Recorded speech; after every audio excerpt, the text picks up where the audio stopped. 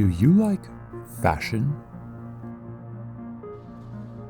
Do you crave an untimely death? Do you enjoy basking in the glow of loot and collecting upgrades until your head is spinning? Do you have a preference for games that hypnotize you into a drooling stupor and leave you wanting more? Well, this could be the game for you. Developed by Hopoo Games, Risk of Rain 2 is a third-person roguelike dungeon crawler. It's a game about crash landing onto an alien planet and fighting waves of monsters, while collecting coins and spending them on upgrades to fight more and bigger enemies. There are plenty of quality roguelikes worth playing, but this one stands out. A year after early access, it released into 1.0 the spring of 2020. The variety of builds, characters, and the allure of possibly becoming completely overpowered makes this a game that remains consistently challenging and mechanically fun, even after dozens and dozens of hours. It's a game about starting out weak and slow and gaining abilities and buffs through a randomized loot system that makes you incrementally stronger, faster, and more deadly. As you level up and gain abilities, the enemies scale to your strength. In the beginning, you easily farm them for coins, but they gradually escalate in number and difficulty to levels approaching insanity.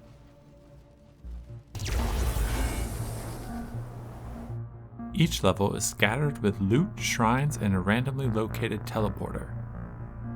When activated, the teleporter begins charging, summoning a boss and elite enemies to fight before you teleport to the next level and repeat the loop. As you climb up through the levels, a persistent difficulty meter on the top right-hand side of the screen is slowly ticking higher and higher. Eventually, it just starts laughing. Each level becomes a balancing act. Trigger the teleporter too early and you won't have gathered enough upgrades. Stay too long collecting upgrades and the difficulty level will become insane. When you reach the 5th level, a special teleporter will bring you to the planet's moon in a final boss fight.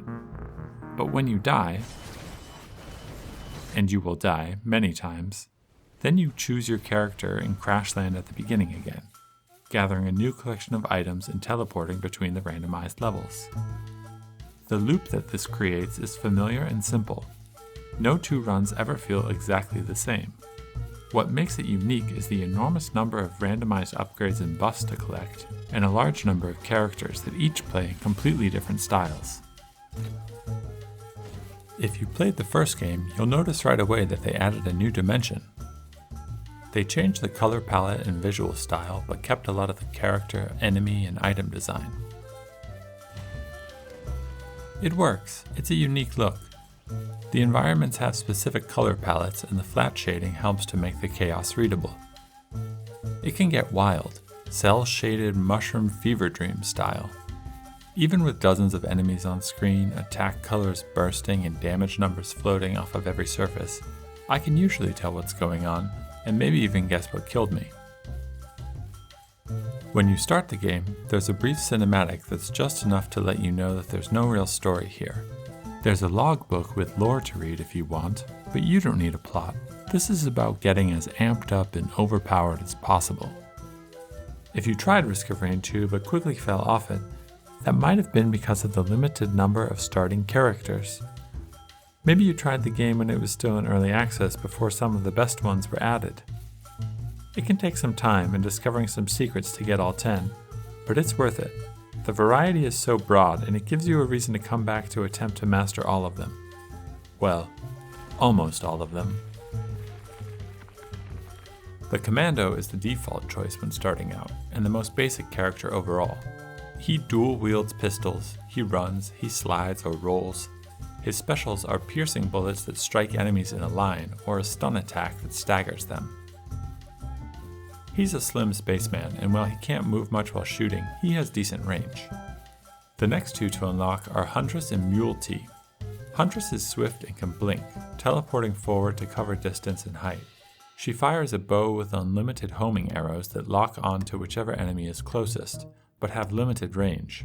She also has a boomerang that bounces between enemies, and an attack that levitates her into the sky, letting her target an area to rain down ice blue arrows. Mule T is some kind of construction robot. He fires nail bursts and a rebar sniper shot. He can throw out stun canisters and can zoom forward in transport mode, increasing his speed and armor and damaging anything he crashes into. The Engineer is a defensive character who relies on positioning and gadgets. When sprinting, he floats just above the ground. He releases small bouncing grenades and can place 2 turrets that each take on his current abilities and buffs, pressure mines that home onto enemies, and a large shield bubble to block projectile attacks are also part of his arsenal. Artificer is a high-floating priestess with elemental attacks. She has the ability to float by holding down the jump key. She fires flame bolts and can raise a wall of ice from the ground that briefly freezes enemies. She also has a piercing flamethrower and an electric orb bomb that charges up, increasing its damage. She attacks in bursts, requiring care managing cooldown times and attention to positioning. The orb bomb is particularly devastating, but she always needs a possible escape route to avoid being overwhelmed. Mercenary is a balding cybernetic ninja with a top knot and a laser katana. He has a double jump by default. His attacks are highly mobile, allowing him to leap into the air and stay briefly suspended in a flurry rush, or make a quick dashing slash with iframes. His range is limited to the dash radius, but he can land on top of airborne enemies and deal damage from above. I don't play Rex very often, but when I do, I'm usually confused. He's half plant, half robot. His attacks use and replenish his own health while weakening and slowing enemies.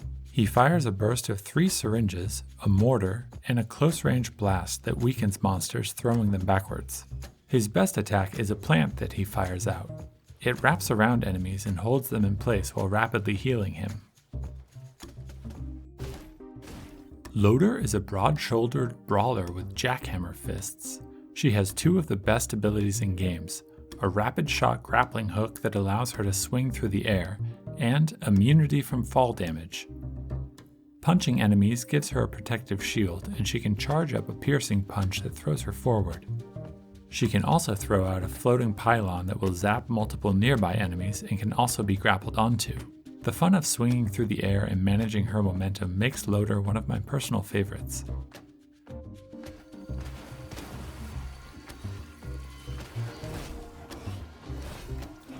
Acrid is a beast from the depths with melee and ranged poison attacks. He doesn't land in a pod, but instead wakes up from a nap at the start of each level. He attacks enemies with claws and a long-range poison spit attack. He gallops on all fours and can launch himself into the air at great height, creating a large poison puddle when he lands. His most damaging attack is a disease that spreads between up to 20 targets at once.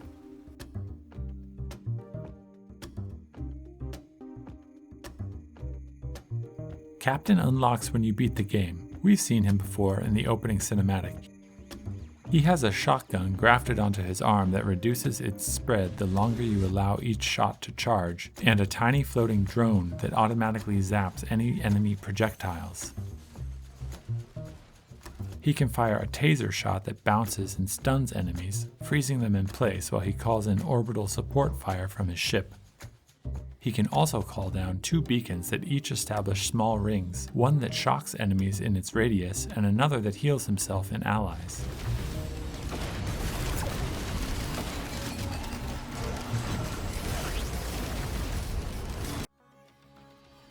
That's all 10 characters.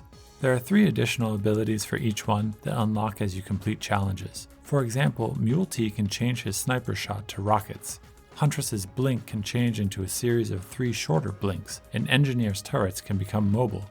All of these options gives the roster a sense of progression and prevents it from becoming stale or boring.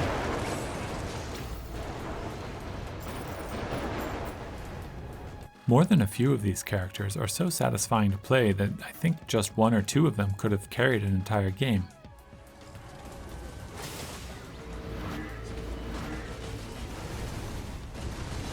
So I've mentioned items and upgrades a lot, and there are many, more than 100 split into 6 types. Most items change your health or the rate at which you take or output damage. They can change your attack speed and add effects that occur when enemies are killed. There is also a category that gives you new equipment and unpredictable lunar items that seem to come from the dark side of the moon, each with a positive and a negative effect. There's the goat's hoof and energy drink which help you move and sprint faster, a shield generator that gives you a recharging shield, a sticky bomb that will give you a chance to attach a bomb to enemies, the teddy bear which has a chance to block damage, a crowbar which deals more damage to healthy enemies, the Hopoo feather which gives you an extra jump, the will-o'-the-wisp that detonates enemies on kill, the buckler reduces damage taken while sprinting, the Tesla coil shocks all nearby enemies every 10 seconds, Dio's best friend allows you to respawn once after death, the ceremonial dagger fires out 3 homing daggers after an enemy is killed. You get the idea.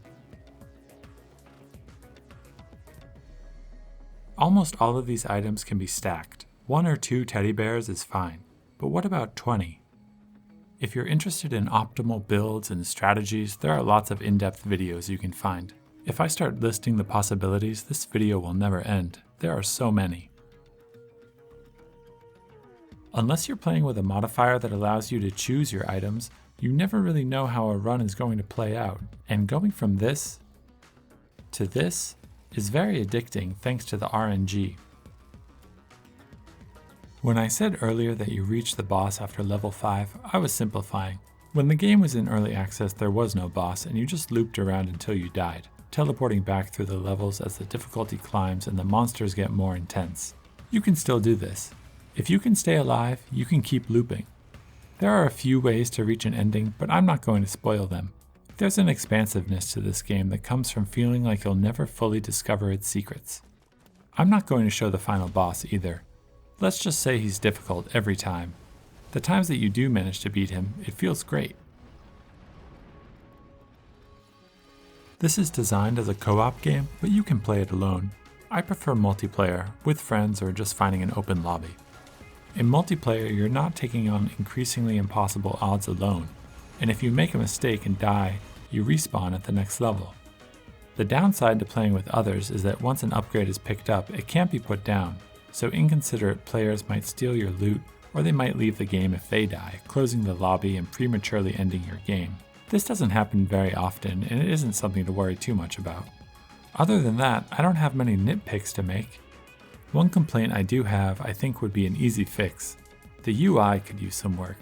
There's an option to adjust the scale, which is welcome, but if you turn it off you lose the aiming reticle. Adding the option to turn off bits of the UI would be great, and would free up space on the screen that can get pretty cluttered. I should say something about the music. It's soaring and appropriately weird for a game about teleporting around on an alien planet.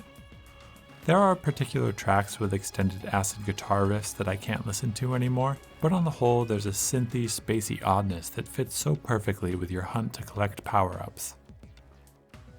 I haven't talked about the artifacts you can unlock through challenges that change core elements to make the game harder, or the other modes the game offers. Even though it's been successful and plenty of other players have enjoyed it, I think it could stand to get more praise. There's a lot here. If you're looking for a game to play with friends or want a colorful power fantasy that bombards you and overloads your senses, you should try it. You might end up like me, playing it a lot more than you expected. Thanks for watching.